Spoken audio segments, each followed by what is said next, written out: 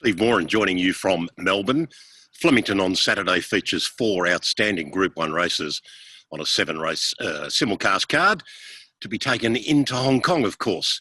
The feature race is the Victoria Derby for 3-year-olds at 2,500 metres.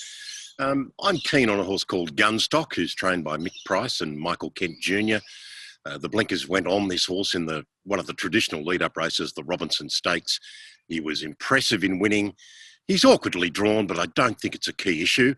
The stable also has a second runner in Jungle Magnate, who interestingly ran third in the Moonee Valley Vase leading into the Derby.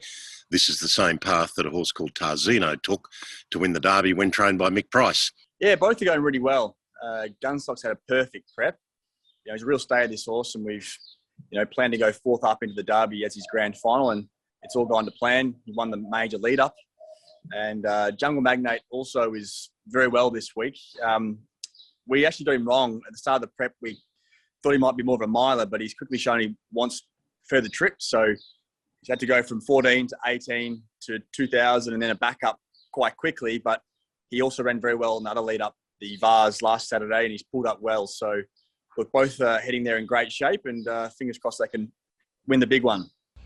Michael understandably sounds quite bullish about Gunstock, while certainly not ruling out the stablemate Jungle Magnate.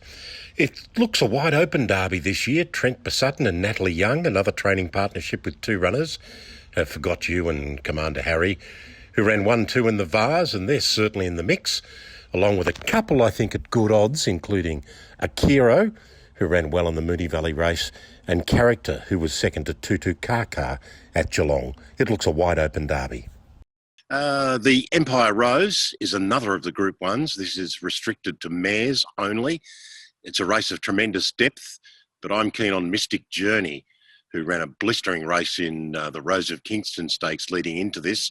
She zoomed home in 22.5 and 11.5 for the last 400 and 200 in a race that was otherwise dominated by those on pace.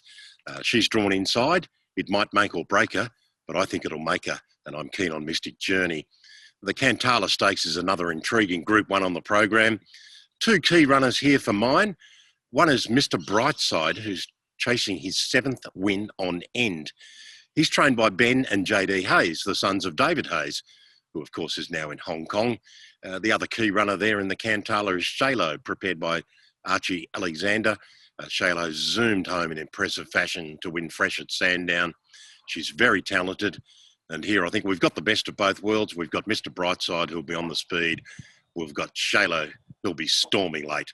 I think we can have a little something on both of those horses. Looking forward to a great day's racing at Flemington.